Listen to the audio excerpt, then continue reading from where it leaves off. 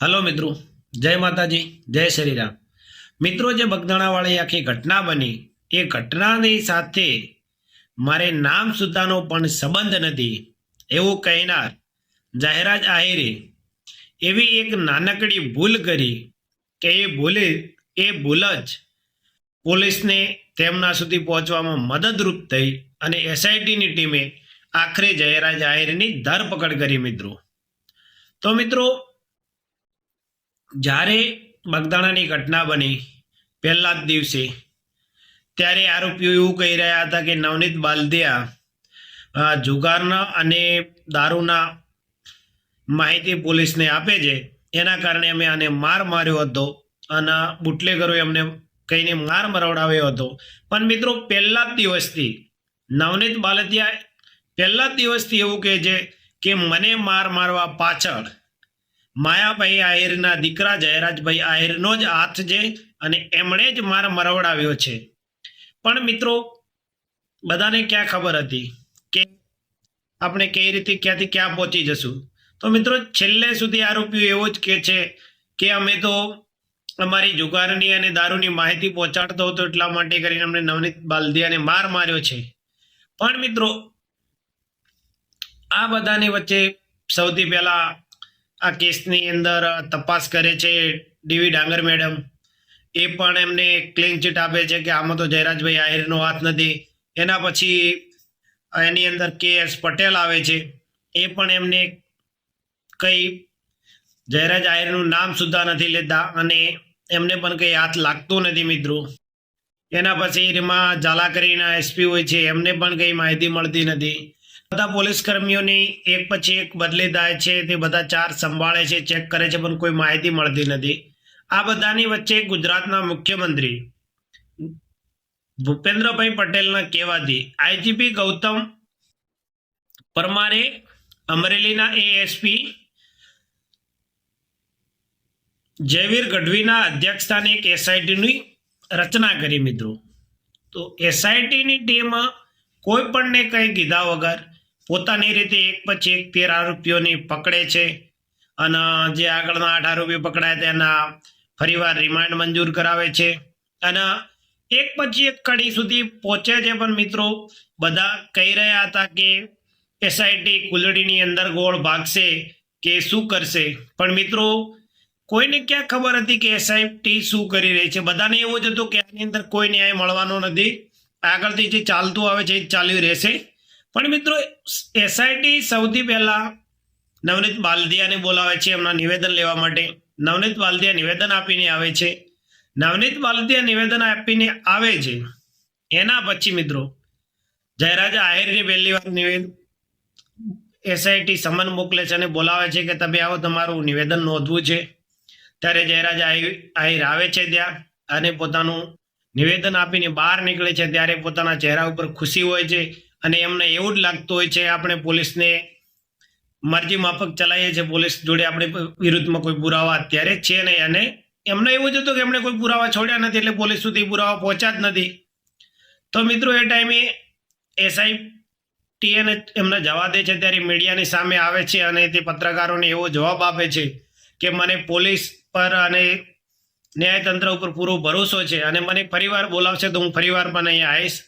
તો મિત્રો, પહેલી વાર એમને SIT જવા દે છે અને એના પછી ફરીવાર શનિવારના દિવસે સમન્સ મોકલે છે કે જયરાજ આહિરને કે તમે આવો અને તમારું ફરીવાર નિવેદન નોંધવાનું છે.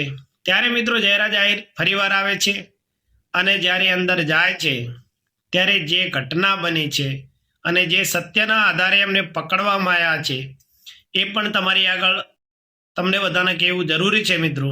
તો મિત્રો, જયરાજ આહિરે જ્યારે આ બધી ઘટના બને છે અને વિડીયો બનાવે છે ને બધું પતી જાય છે, બધું ડિલેટ મારી દે છે એકબીજા જોડે વાત કર્યા પછી બધા જ આરોપીઓ. પણ મિત્રો, એક આરોપીના મોબાઈલની અંદર જ્યારે આમના નવનીત બાલદિયાને માર માર્યા પછી અને જયરાજ આહિર અને જે માર મારનારો હોય છે આરોપી એની જોડે વાત થતી હોય છે ત્યારે જયરાજભાઈ આહિર એને સૂચના આપે છે કે હવે તમને પોલીસ બોલાવશે, પોલીસ જોડે તમારે જવું પડશે, પોલીસ તમને બધું પૂછતાછ કરશે. તો તમારે કઈ રીતે કહેવાનું છે અને શું કરવાનું છે અને કઈ રીતે પોલીસને મૂર્ખ બનાવવાની છે, જેથી પોલીસને એમના વિરુદ્ધ કોઈ પુરાવા હાથ ના લાગે. તો મિત્રો આ એક મોબાઈલની અંદર રેકોર્ડિંગ રહી ગયું હતું. એ રેકોર્ડિંગ જે એસઆઈટીના અધ્યક્ષ છે જયવીર ગઢવી એમના હાથ લાગી જાય છે. અને એ જ રેકોર્ડિંગ જ્યારે શનિવારે જયરાજ આહિરને બોલાવવામાં આવે છે ત્યારે એ એમની સામે મૂકવામાં આવે છે અને જયરાજ આહિરને પૂછવામાં આવે છે કે આ અવાજ કોનો છે અને કોણ છે. તો એના પછી મિત્રો જ્યારે આ રેકોર્ડિંગ જયરાજ આહિરની સામે મૂકવામાં આવ્યું તો એમના આંખોના મોતિયા એ ટાઈમે મરી ગયા હતા મિત્રો. અને એમને ખબર પડી ગઈ હતી કે આપણો જે આ દિવસ સુધી આપણે કહી રહ્યા હતા કે મારી આ ઘટનાની સાથે નામ સુદ્ધાનો પણ સંબંધ નથી, એની અંદર આપણે પકડાઈ ગયા છીએ ને આપણી ધરપકડ થવાની છે. એ જ્યારે કીધું એમને જયવીર ગઢવી કે તમારી આજે અમે ધરપકડ કરીશું, ત્યારે મિત્રો એમની આંખોની સામે અંધારું છવાઈ ગયું છે. અને એસઆઈટીએ પૂર્વ તૈયારી કરી રાખી હતી. એલસીબીની ટીમ પણ ત્યાં પહેલેથી બોલાવી રાખી હતી પોલીસ સ્ટેશનની અંદર કે જ્યારે જયરાજ આહિરની ધરપકડ કરવામાં આવે અને કોઈ અન્ય ઘટના બને કે કોઈ પણ જાતની વસ્તુ થાય તો એમને જયરાજ આહિરની ધરપકડ કરવામાં કોઈ જાતની અડચણ ઊભી ના થાય, એના માટે કરીને એમને પહેલેથી બધી રીતે બંદોબસ્ત તો કરી જ રાખ્યો હતો મિત્રો. તો મિત્રો જ્યારે એસઆઈટીની ટીમે જયરાજ આહિરની ધરપકડ કરી જ લીધી છે અને જે ગુનાની સંડોવણીમાં જયરાજ આહિર પકડાયેલા હતા એ પકડાઈ પણ ગયા છે. તો મિત્રો આના પહેલા જે પોલીસ કર્મીઓ હતા, ડીવી ડાંગર મેડમ હતા, એમણે તો બિલકુલ ક્લીન ચીટ આપી દીધી હતી કે આમાં જયરાજ આહિરનો કોઈ હાથ નથી ને એમનેથી કંઈ લેવા દેવા જ નથી. તો મિત્રો ડીવી ડાંગરે કયા આધાર પર ક્લીન ચીટ આપી હતી? રીમાબા ઝાલા હતા, એમણે પણ ક્લીન ચીટ આપી હતી. તો કયા આધાર પર આ બધા પોલીસ કર્મીઓ કામ કરી રહ્યા હતા અને કયા આધાર પર એમણે જયરાજ આહિરનું એક નિવેદન તક લેવું નહોતું લીધું કે ના ફરિયાદીના કહેવા છતાં ફરિયાદની એફઆઈઆરની અંદર નામ દાખલ કર્યું હતું મિત્રો? તો મિત્રો અત્યારે બધાને પહેલાં તો એવું જ હતું કે જે આગળના કર્મચારીઓ પોલીસ કર્મચારીઓ કર્યું છે એનું જ હવે અત્યારે થવાનું છે અને એસઆઈટી પણ કુલડીમાં જ ગોળ ભાગશે. એસઆઈટીએ ગોળ ભાગ્યો ખરા મિત્રો, પણ એને કુલડીની અંદર નહીં, બધાની વચ્ચે જાહેરમાં ભાગ્યો અને જયરાજ આહિરની ધરપકડ થઈ. તો મિત્રો તમે ગુનો કર્યો છે, તમે ગમે એટલી બચવાની કોશિશ કરશો, તમારો કોઈ ને કોઈ એવું સત્ય તો પાછળ છૂટી જ જશે પુરાવો કે જેના કારણે તમારી ધરપકડ થશે અને જે તમે કર્યું છે એ તમારે ભોગવવું જ પડશે.